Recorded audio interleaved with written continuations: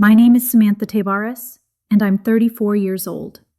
And every year, without fail, my mother forgets my birthday. No text, no call, no mention of the day I was born. Some people say that after a while, you stop caring, that the absence becomes less painful over time. But they're wrong, because it's not just the forgetting that hurts. It's watching someone else be remembered, over and over, while you sit there, invisible. I was 17 the first time I stopped checking the clock, waiting for her to say something. Now, I don't even bother opening the calendar. Before I continue, don't forget to like the video, comment where you're watching from, and subscribe to the channel. Your support helps stories like mine reach people who felt overlooked too. I work as a psychologist. People think that makes me emotionally invincible. But the truth is, I chose this profession not because I had all the answers, but because I knew what it felt like to grow up without being seen. When I was 9, I made my mom a handmade birthday card. She barely looked at it before tossing it onto the counter and asking if I'd remembered to take the trash out. When my younger brother gave her a cheap bracelet from the grocery store, she wore it for a year. It took me a long time to realize that love isn't always missing. It's sometimes misplaced. And when you grow up with a parent who only sees you when it benefits them, you start to wonder if you're worth seeing at all. I moved out the day I turned 19. No party, no hugs, just a box of secondhand dishes, a futon mattress, and a key to a basement studio apartment. She didn't stop me. She didn't ask why. She just said, "Let me know when you change your mind." But I never did. In that tiny studio, I found silence. And in that silence, I found something else. Space. The kind of space that doesn't suffocate you with expectation or comparison. My clients often ask what healing feels like. I tell them it's not fireworks or breakthroughs. It's walking into a room and not flinching at your own thoughts. It's buying yourself a birthday cake, even when no one else will. By the time I turned 30, I'd built a life that was quiet, calm, and carefully constructed. My work mattered. My apartment was mine. I didn't have to explain myself to anyone. But even then, every year around the same time, I'd feel it. That ache. That hollow space where her voice should have been. It's strange how a parent's silence can echo louder than their words. I never told my clients about my mother. I didn't want them to think less of me, like I was unfinished, like I was pretending to know how to help them while still bleeding in places they couldn't see. But the truth is, I never stopped hoping, deep down, that one year she'd remember, that she'd surprise me, not with gifts, just presence. I wanted her to call, not because she needed something, but because she remembered I was born. Instead, every year, she remembered everyone else. My brother, her friends, the neighbor's dog even. She hosted dinners, sent flowers, posted throwback photos with captions like, "Blessed to be your mom," but never once for me. And yet, I still answered the phone when she called. I still replied to her emails. I still showed up to family events, standing quietly in corners, holding paper plates and pretending not to mind. That's what neglect does. It doesn't always push you away. Sometimes, it teaches you to shrink yourself so well that you don't even notice you've disappeared. Then came this year. I was sitting at my desk organizing session notes when the phone rang. It wasn't my birthday. It was 3 days after. She hadn't called. Again. But now her name lit up my screen. I let it ring. Twice. 3 times. Then voicemail. I stared at it, that little red dot blinking like a pulse, and for the first time, I didn't feel guilty. I felt tired. Still, I played it. Her voice was distant, brittle. "Hi, I need help. I'm not well. Could you call me back?" No name, no "how are you?" Just a request. like I was a customer service line, like I owed her something for existing. I didn't call her back that night. I made tea, fed my cat, sat in the silence of my living room and watched the city lights flicker through the blinds. I thought about how many times I'd hoped she'd remember me, and how, when she finally did, it was only because she needed something.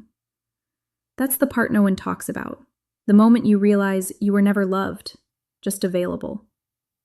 The next day, I got another message, then an email, then one from a woman claiming to be a family friend, telling me my mom was sick, alone, struggling, and somehow she thought I'd come running. Like all those forgotten birthdays didn't mean anything, like I was still that little girl with the handmade card. But I wasn't.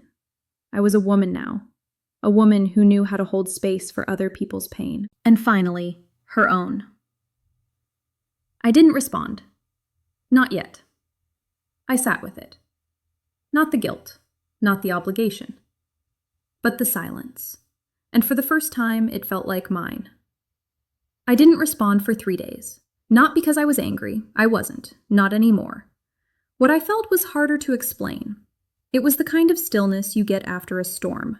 Not relief, not triumph. Just the quiet disbelief that the worst had already happened, and you somehow kept living. The messages kept coming. My mom didn't call again. She never called twice in a row. That would mean giving up control. But others did. An old neighbor, a woman who used to babysit us, even Theo, though he didn't say much. They all said the same thing in different words. She needs you. As if I didn't already know what that meant. She needs you was code for she didn't plan for this. She burned every bridge. She assumed you'd still be standing at the shore. I wasn't. But part of me still looked back. You'd think after years of emotional silence, I'd have built up immunity. But that's the thing about growing up unseen. Waited for my instincts to tell me whether I was being pulled by love or manipulated by history. Because that line was blurry, it always had been. I remember being 11 and watching her help Theo with his school project. Hands-on, encouraging, complimenting his ideas. When I asked if she could help me glue together a diorama, she said, "You're old enough to do it on your own." I wasn't. But I did it anyway, sloppy, crooked, half of it collapsed before I got to school. When I told her what happened, she didn't look up from her magazine. She just said, "Well, maybe now you'll learn to ask for help earlier." But I had asked. She just didn't hear it. Because she didn't want to. I became a master of non-needs. The kind of person who knew how to give advice on grief, trauma, abandonment, all while swallowing my own. And for a while that worked. Until now. Because now I was being pulled back into a house I had emotionally evacuated years ago. Not physically, emotionally. That's what these calls were. Not a cry for help, but an invitation to play the daughter again. To pick up the script and enter stage left as if nothing had been erased. But I remembered everything. The missed graduations, the backhanded compliments, the way she introduced me at parties as the one who likes to talk to people for a living. She never said the word psychologist. She never asked what I specialized in. She never told anyone that I had helped dozens of clients rebuild their lives from ashes. She only acknowledged what made her look good. And now, when there was no one else to perform for, she remembered me. It's funny, isn't it? How the people who forget your existence in joy suddenly remember your number in crisis? I thought about that a lot that week. While doing laundry, watering plants, reading client journals. I wasn't ignoring her. I was preparing myself. Preparing for the moment when I'd have to decide whether I was walking into that house for her, or for the part of me that still wanted to be chosen. It was on the 4th day that I finally wrote back. Just a short message. "I heard you're not well. What's going on?" No warmth, no anger, just words. 10 minutes later, she responded, as if she'd been holding her phone in both hands, waiting. She said it was her heart, minor for now, but she was alone, didn't want to be. No apology, no mention of my birthday or any birthday. Just a list of symptoms, a date for a test, and a question, can you come? And that's where I froze. Because the younger version of me, the one who still tried to impress her, would have said yes without thinking. But I wasn't her anymore. I wasn't the girl in the hallway hoping for a nod. I wasn't the teen waiting for a birthday card. I wasn't the woman buying her own candles and pretending it didn't matter. I was someone new, someone who knew the difference between love and leverage. Still, I stared at that message for hours. And when I finally typed, I think, I'll see what I can do. It wasn't a promise. It was a test. Not for her, for me. To see if I could walk into the past without letting it make a home in me again. You start to believe that the moment someone finally looks your way, it must mean something. It doesn't. Sometimes it's just a flicker, a glance of convenience, a last resort in a list of regrets. Still, I sat with it. Sat with the image of her alone, sick, probably scared, maybe staring at the same window she used to scold me from. And I wondered, did she ever stop to think about the years she never asked about? Because she never did. She never asked how college went, never asked if I had enough to eat, never asked if I was scared the first time I signed a lease or walked into my own office or sat across from a client who broke down because their mother never said, "I'm proud of you." She never asked if I needed help, only if I was available to give it. And that does something to you. It teaches you to be functional without feeling, present without presence, capable without connection. I knew I wasn't heartless, but I also knew I had learned to protect myself in silence. So I waited. I didn't tell anyone I was going, not my friends, not my coworkers, not even my therapist, because part of me wasn't sure I'd actually do it. The idea of stepping into that house again, into her space, made my chest tighten. I had built my entire adulthood avoiding the ghost of that place. But something in her last message felt unfinished. It wasn't love. It wasn't regret. It was the sound of someone who finally realized they didn't have forever. The drive took 3 hours. 3 hours of silence. No music, no podcasts, just my hands gripping the wheel, mile after mile of thoughts crashing louder than traffic. I kept asking myself, why now? Why respond now after so many years of silence? Maybe because I was stronger than before. Maybe because I needed to see it with my own eyes, see what a life without care looks like up close. When I pulled into the driveway, I half expected her not to open the door. But she did, and for a second, I was 10 again. She looked smaller, as if that word could sum up decades of erasure. But I didn't correct her. Because the second I walked in that door, I knew exactly who I was again. Not a daughter, a buffer, a placeholder. The kettle whistled and she poured the tea like nothing had been said, like we were women who met for coffee every week, like she hadn't forgotten 34 birthdays. That night I stayed in the guest room, the one that used to be a storage closet. Now it had fresh sheets, a folded towel, and a lavender candle burning quietly on the dresser. It was eerie, this performance of care. Like she had studied affection and was trying it for the first time. But no amount of lavender could erase the fact that this room had once held boxes of holiday decorations and old handbags. And never once a bed for me. Sleep didn't come easily. I stared at the ceiling, listening to the creaks of the house, the wind outside, and that feeling inside me that something still wasn't right. I wasn't sure why I had come, but I knew one thing. I wouldn't stay long. Not physically. Emotionally. Like someone had turned the volume of her presence down. Her face was tired, but her makeup was still perfect. Her nails, freshly done. That was my mom. Dignity above everything.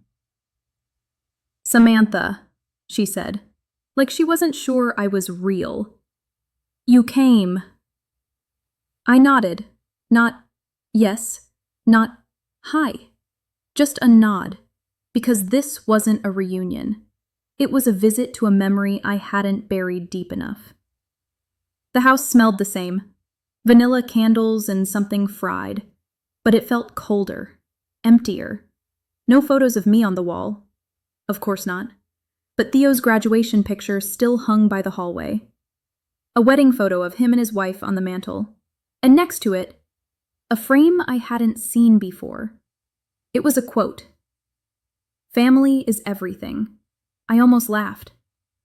She led me to the kitchen, offered tea, and talked about the doctor's visit like she was reading a weather report. Bland. Detached.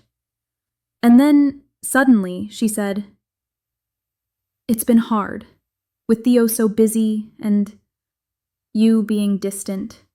I blinked. Distant. The morning light crept in through the narrow blinds, casting thin stripes across the ceiling of the guest room. The lavender candle had burned out during the night, leaving behind the faint scent of something trying too hard to be gentle. I stared at the ceiling, feeling both too full and too hollow.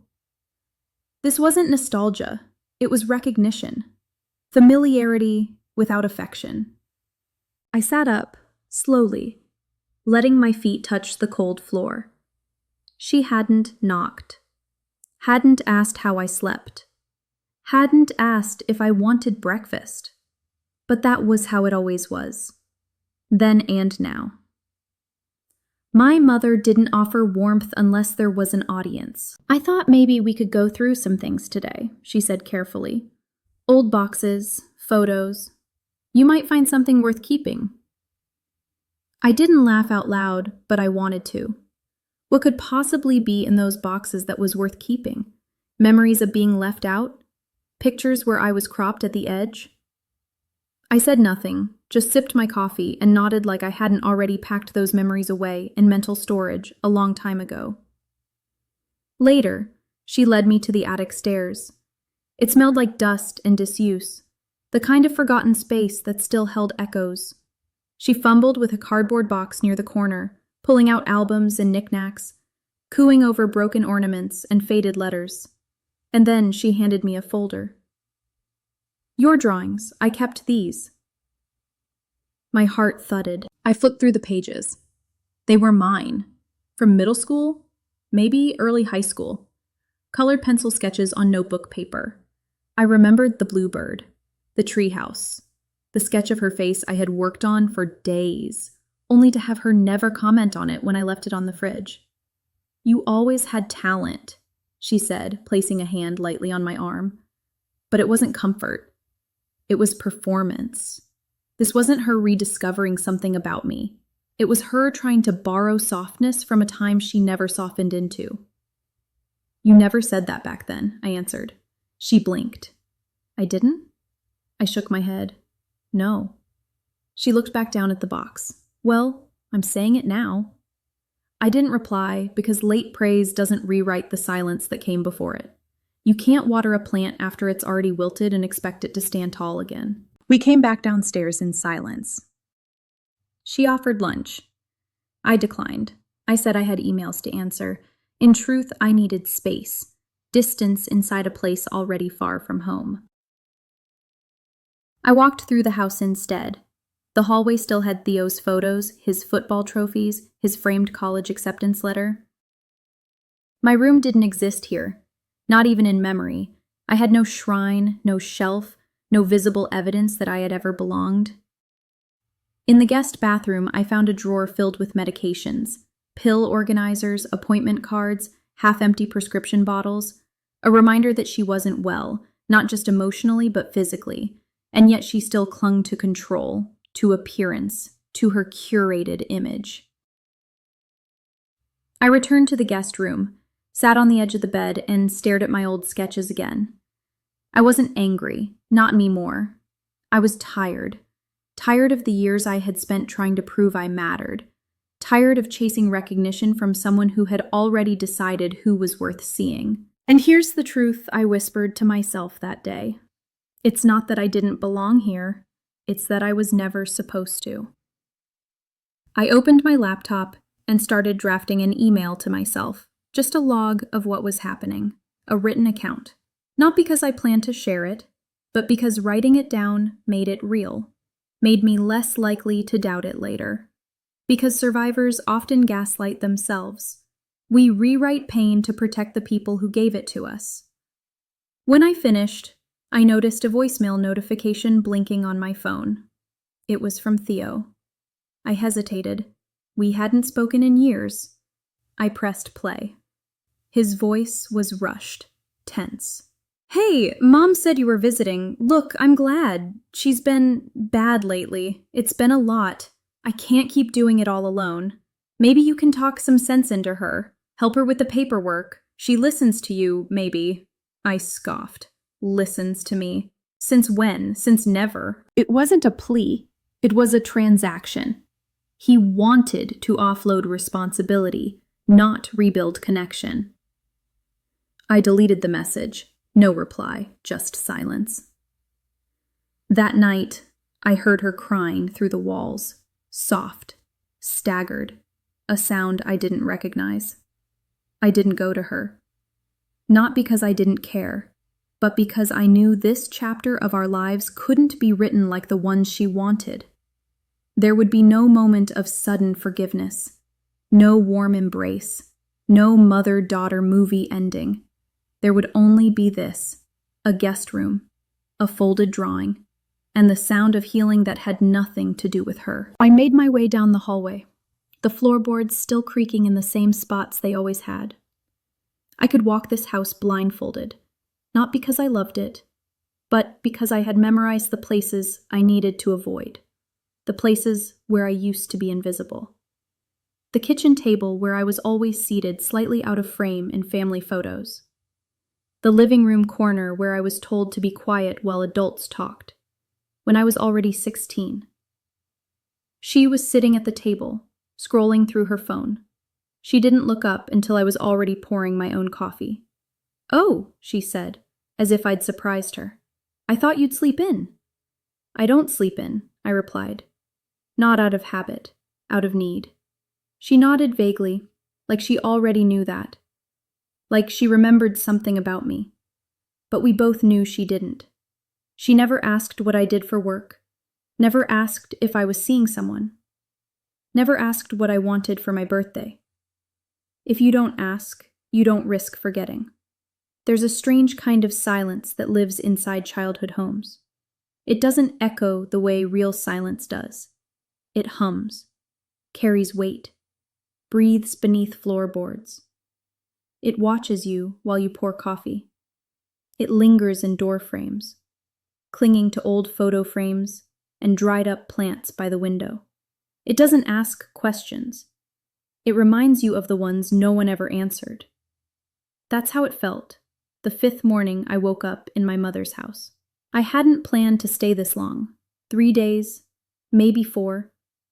That's what I told myself. Long enough to see the situation.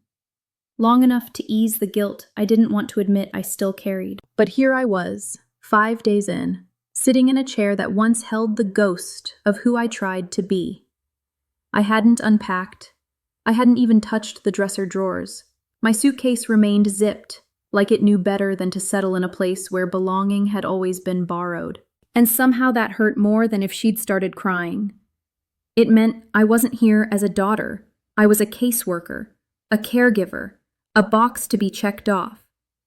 You don't cry in front of the people you don't consider family. You keep your distance. You sip your tea and move on to the next topic. But I didn't let it pass. "Do you want to talk about it?" I asked. She shook her head. "Not really."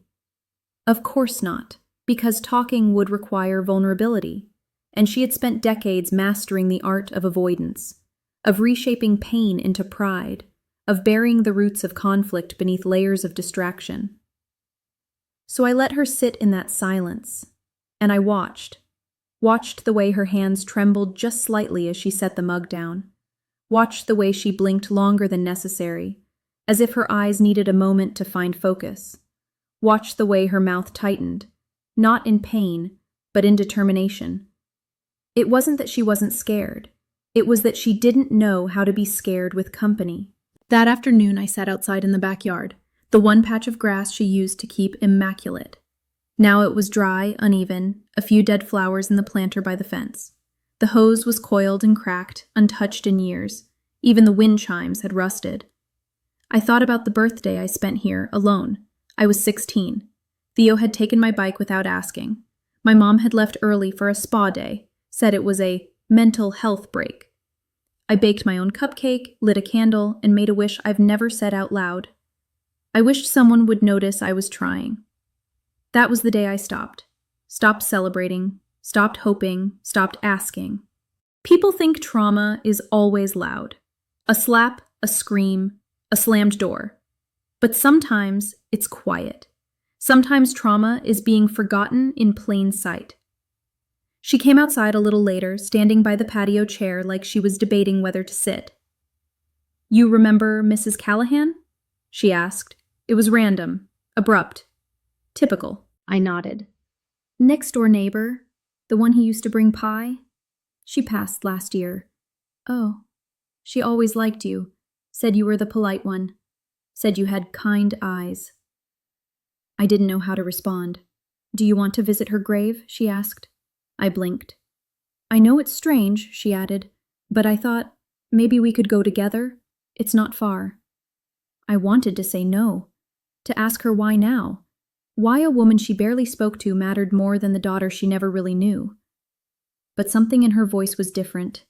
Not warm, not apologetic, just human. So I agreed. We drove in silence. The cemetery was small, clean, rows of identical headstones, each with flowers in various states of decay. We stood there in front of Mrs. Callahan's grave, and for a moment neither of us spoke. "She brought pie that day," my mother said suddenly. "What day?" "The day your dad left." My throat tightened. She knocked at the door, and I was too angry to answer. She left it on the porch anyway. "Blueberry, your favorite." I didn't remember that. I remembered the shouting, the slammed suitcase, the sound of the front door, but not the pie. "I ate it," she said. "All of it. Alone. I didn't even ask if you wanted some." She paused. "I'm sorry." 2 words. Small, simple, heavy. I didn't respond. Not because I didn't forgive her, but because forgiveness isn't always verbal. Sometimes it's standing next to someone at a grave and letting the silence be enough. We drove back. She didn't say much, neither did I. But that night, I noticed something on the fridge. A note, written in her handwriting. "Doctor appointment, Tuesday. Samantha will come with me." No if, no maybe. She had written me into her plans, not as a fallback, but as someone real. It wasn't everything, but it was something. And for now, that was enough. She was quieter that morning. Not soft, just subdued. She moved slowly through the kitchen, pouring water into a kettle without looking at me. "Your brother called," she said eventually. I nodded. "He said he tried to reach you, left a voicemail." I didn't respond. She set 2 mugs down, one in front of her, one in front of me. "He's busy, of course. His job's demanding." Right. Too demanding to help. Just enough room to delegate. She added sugar to her tea, 3 spoons. The same as always. I used to think that meant she liked sweetness, but I realized it just meant she liked control. Sugar can't argue back. "Did you get my test results?" she asked. I nodded again. "They came through last night." "And?" I took a breath. "It's not immediately life-threatening, but you'll need surgery within the year." She blinked. Looked down at the steam rising from her mug. "I see." She didn't ask follow-up questions, didn't panic, didn't thank me for reading it for her. She just sipped her tea. The waiting room smelled like disinfectant and lemon air freshener, an odd combination that always tried too hard to disguise the weight of what people brought in with them. Some held fear, some held hope. I held both, but Neither belonged to me, at least not directly. I watched my mother fill out her paperwork slowly, her hands unsteady but still too proud to ask for help. She squinted at the small boxes, trying to remember things she once recited from memory, medications, surgeries, allergies.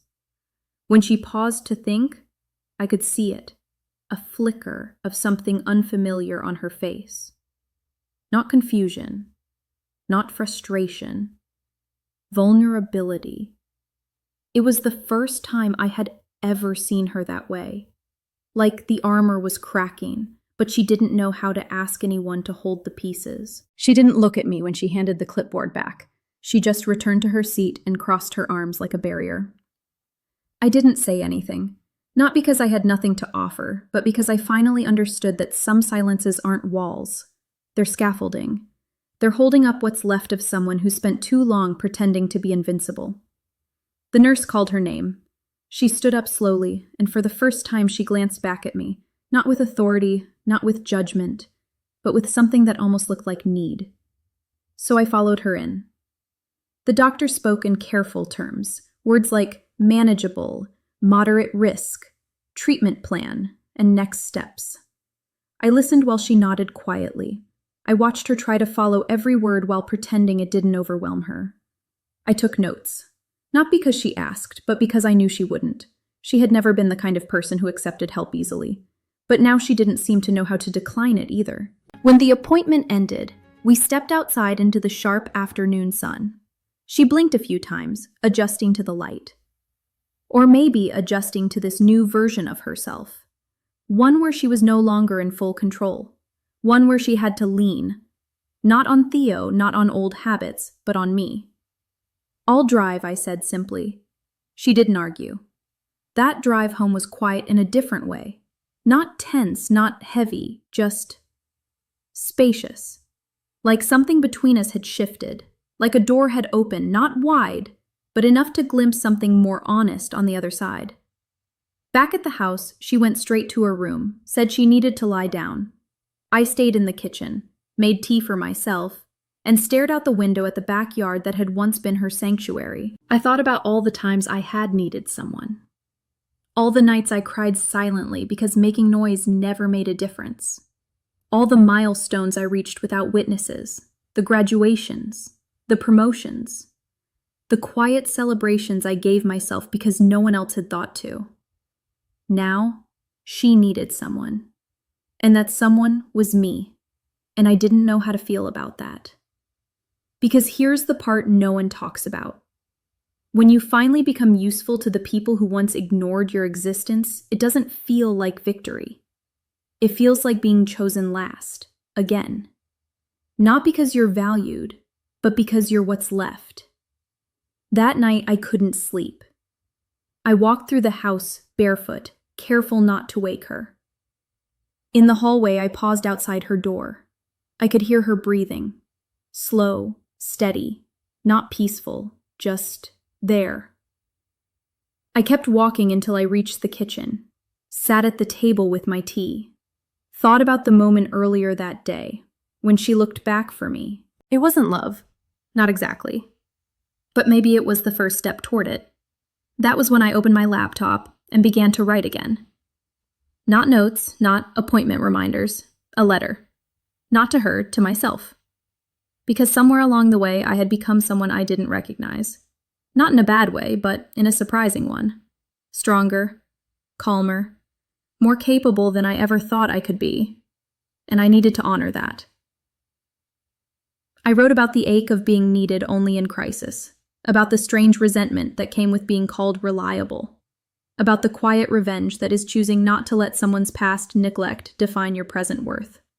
I wrote about boundaries, and the danger of becoming so good at surviving without love that you stop recognizing when it finally shows up. I wrote about her, too, not as the villain, not as the mother I wished for, but as a woman who had lived long enough to lose her edges, someone trying, too late, too gently, but trying. And maybe that counted for something. The next morning, I found her in the living room. She was holding one of my old sketchbooks, the one she had dug out of the attic a few days earlier. She didn't say anything, just turned a page, stared, turned another. I stood in the doorway watching her read me in pencil strokes. Finally, she looked up. "I never understood this one," she said, pointing to a sketch of a girl inside a glass jar, her arms pressed to the walls. "She's not trapped," I replied. She raised an eyebrow. "She's preserved, protected from a world that didn't know how to handle her." My mother didn't argue, she just nodded, closed the sketchbook slowly, set it aside. It was the closest thing we'd had to a real conversation in days.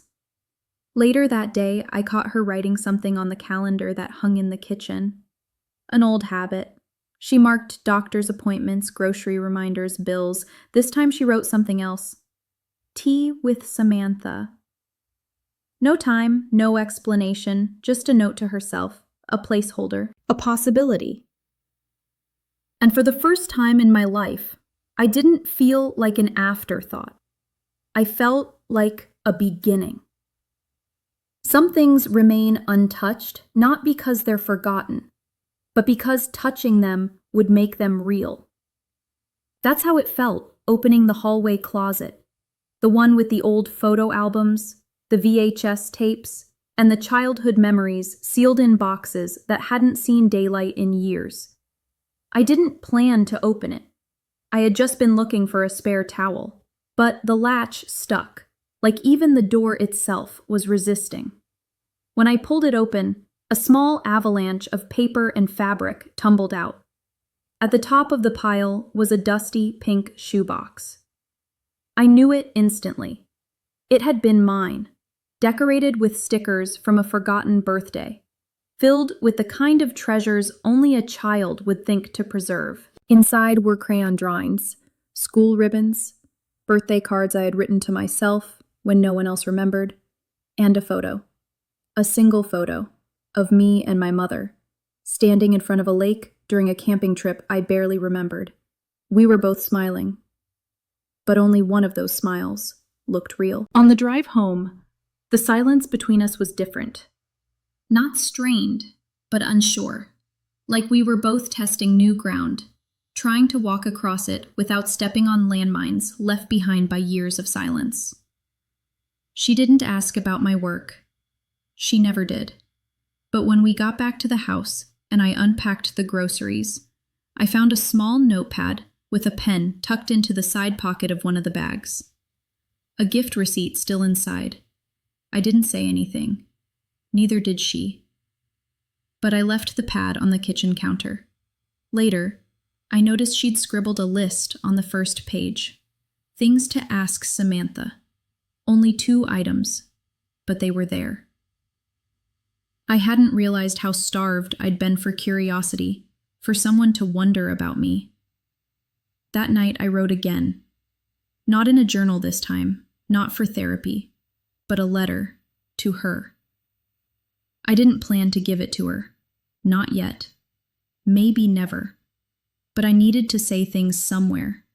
Things I couldn't form aloud. I wrote about the birthday she forgot. The one where I waited until midnight just to see if she'd remember. I wrote about the time I broke my wrist and she scolded me for crying in front of company. I wrote about the Christmas when Theo got a camera and I got socks.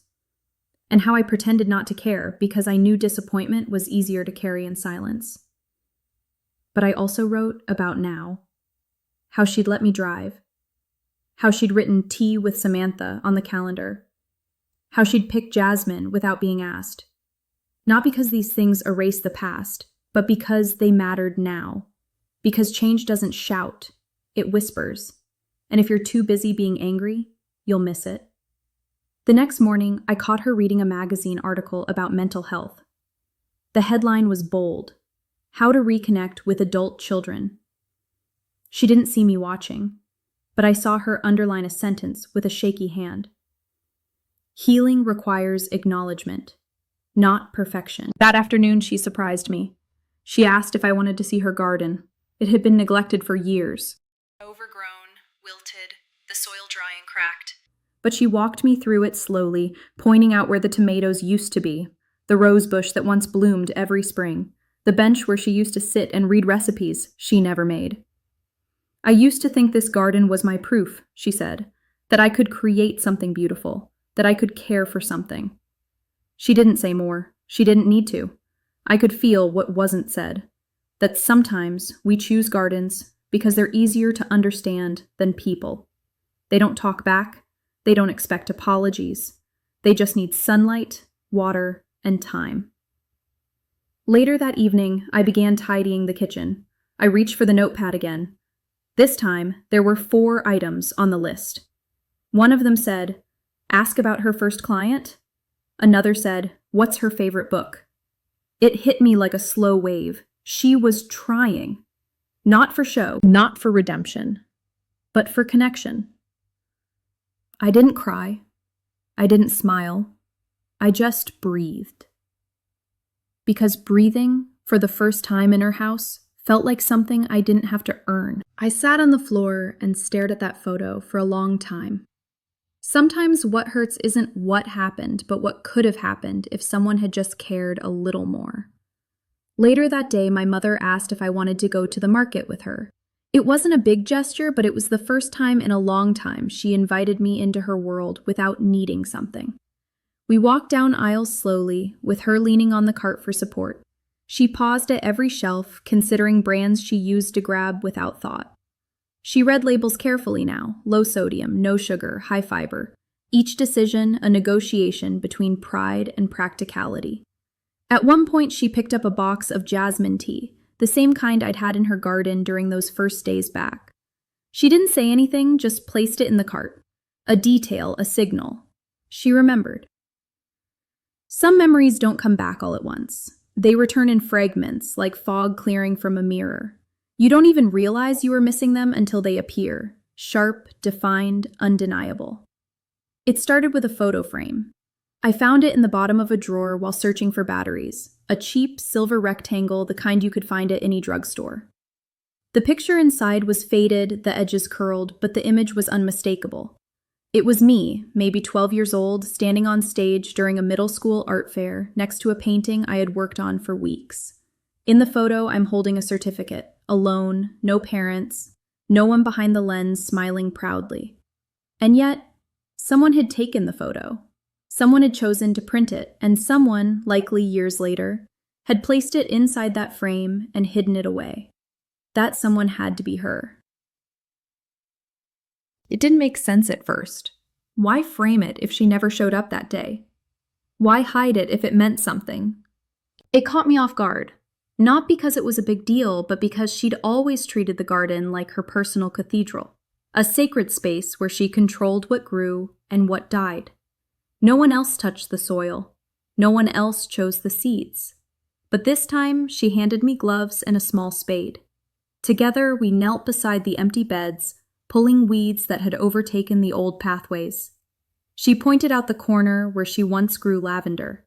I pointed to a bare patch where nothing had grown and suggested jasmine. She nodded. For 2 hours, we worked in silence, side by side, dirt under our fingernails, sun on our backs, and still, no grand apology, no explanation for the photo, no confession of guilt. But there was rhythm, and rhythm was a kind of trust. That evening, I returned to the photo frame, turned it over, looked for clues.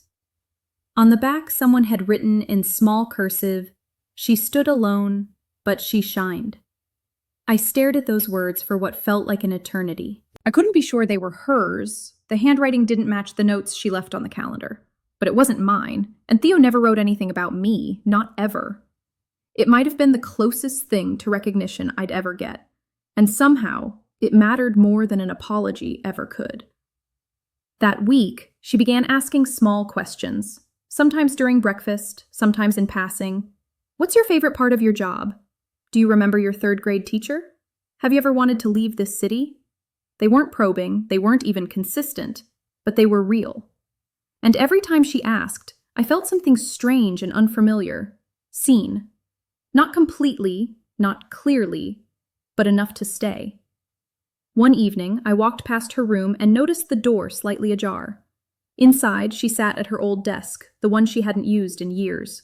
She was writing something, A notebook open, pen moving slowly. I didn't interrupt, but something told me she was writing more than shopping lists. The garden began to transform. Not quickly, not beautifully, but honestly. Jasmine grew in the corner. Lavender, too. Sometimes she watered alone. Other times she'd ask if I wanted to join her. Not because she needed help, but because she wanted company. And that, maybe more than anything else, was the change I hadn't expected. She wasn't rebuilding what we lost. She was planting something new.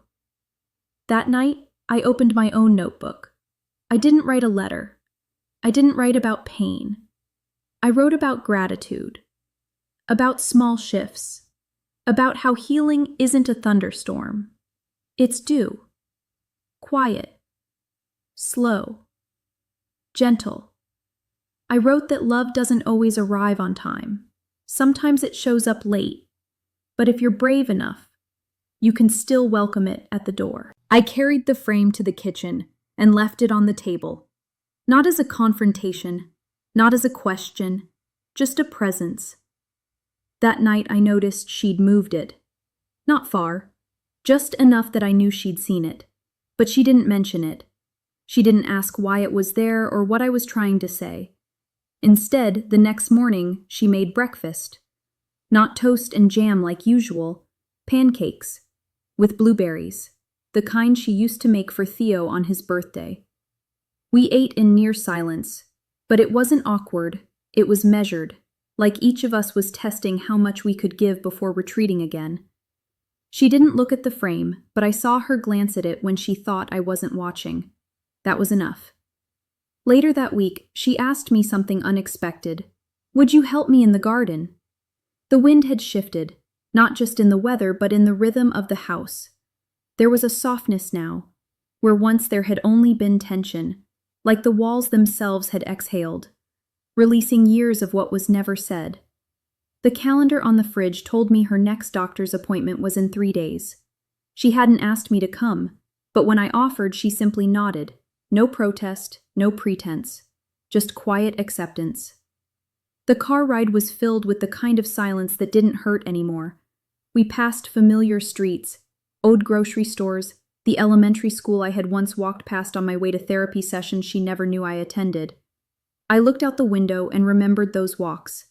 How I used to trace cracks in the sidewalk just to distract myself from how invisible I felt at home. But now, here we were, not talking, but not estranged either. She emerged from the appointment looking tired but calm. We didn't talk about the results on the drive home. We didn't need to. She reached over once, just briefly, to touch my hand.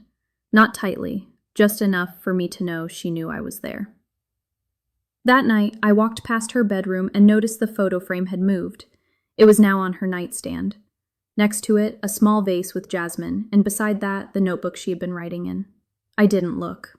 I didn't need to. Some things aren't for reading, they're for respecting. I went outside into the garden. The evening breeze smelled like soil and new beginnings. The jasmine I had planted was blooming fully now, a quiet declaration that things could grow in places that were once barren.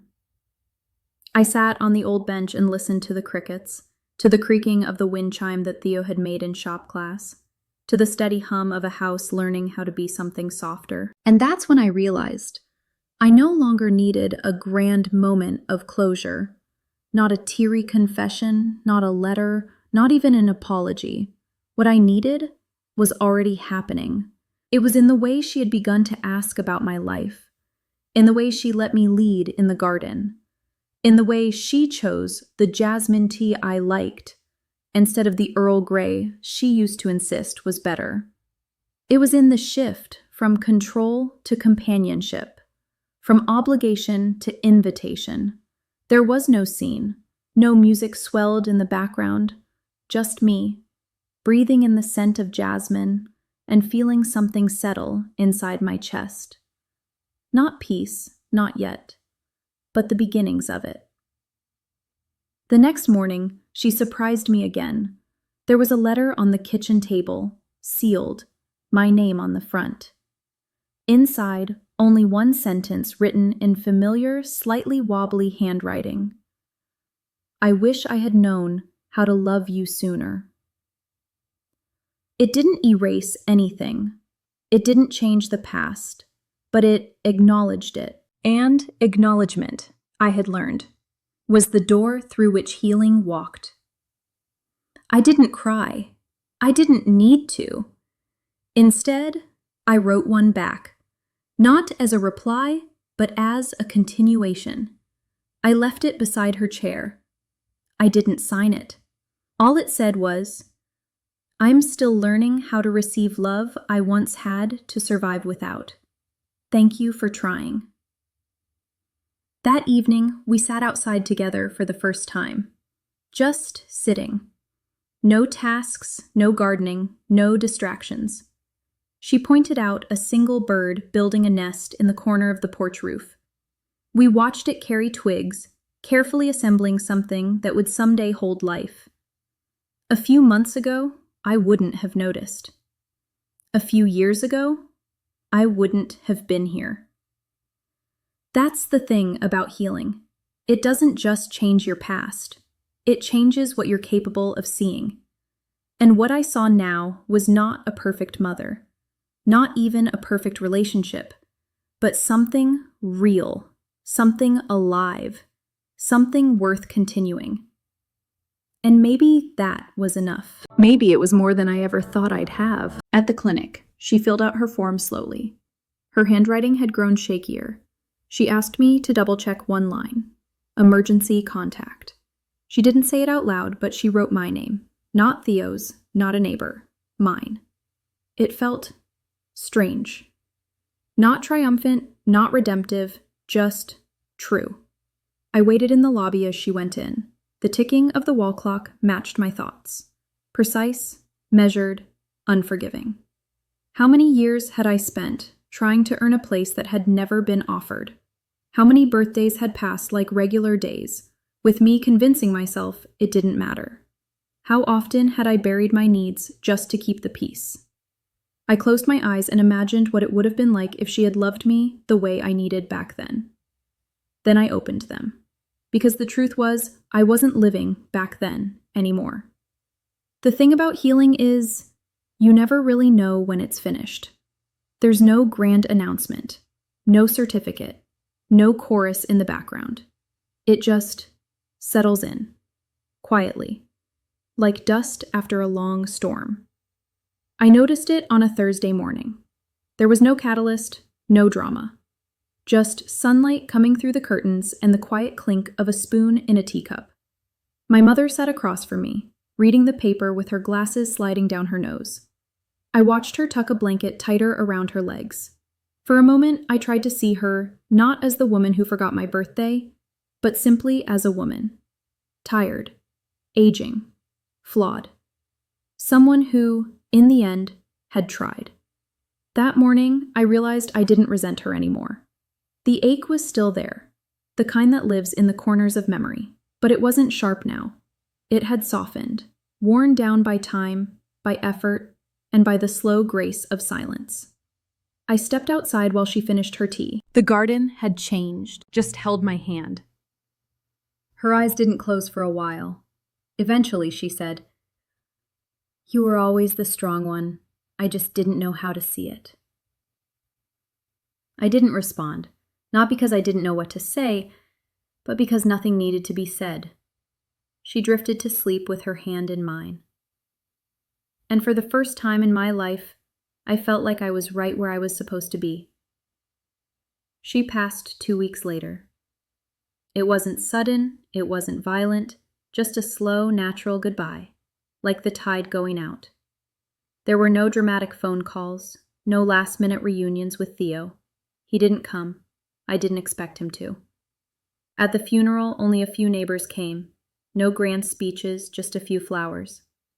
And one note from a nurse who had cared for her in the last month. She spoke of you often, said you taught her how to sit still with herself. After the service, I walked home alone. The air felt different, lighter, not empty, but rearranged. In the kitchen, The photo frame still sat on the table, the same one I'd found months earlier. But now, beside it was a second photo, me and her, in the garden. She had asked someone to take it one morning without telling me. We're not smiling, but we're together, present, still. I sat in her chair and read her notebook, the one I'd never touched before.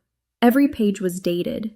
Most were only a few lines long, but the last page, it was for me. I didn't know how to love the way you needed, but I always knew you deserved it. I hope, someday, you believe that too. I placed the notebook back on the shelf, not because I was done with it, but because it didn't belong to pain anymore. It belonged to memory, to growth, to the woman I had become, in spite of everything. Now I live in the same house. The garden still blooms. I let it grow a little wild these days. Some mornings, I trim the jasmine and think of her hands, older, slower, but still determined. And on her birthday, I bake blueberry pancakes. Not out of tradition, not out of guilt, but because even in the smallest rituals, there's space for peace. My life didn't become perfect, but it became mine. I work, I rest, I create. I give what I have to the people who choose to stay. And sometimes I sit in the garden, eyes closed, and let the sun warm my face. I used to think love had to be earned, that I needed to prove my worth just to be noticed. Now I know better. Love doesn't require performance, it just asks for presence. And I am here, still standing, still healing, still growing. This was never about revenge. It wasn't even about closure. It was about becoming the person I needed without waiting for someone else to give me permission. And if you've ever felt invisible, forgotten, like your worth was measured only by what you could give, please remember this.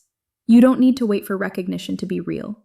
You don't need permission to rise. You don't need their apology to move forward. You already are enough, just as you are. Thank you so much for watching this story all the way through. Don't forget to like the video, comment where you're watching from, and most importantly, subscribe to the channel for more emotional, real-life stories like this. Have a beautiful day, and may you always be surrounded by peace. It wasn't perfect. Some weeds still pushed their way through the gravel, and a few of the flower beds refused to bloom no matter how much we tried. But it was alive. The jasmine had climbed nearly to the edge of the fence. The lavender swayed in the wind like it had always belonged. And near the back gate, a small plaque now sat in the soil. It read, "For what was lost and what grew anyway."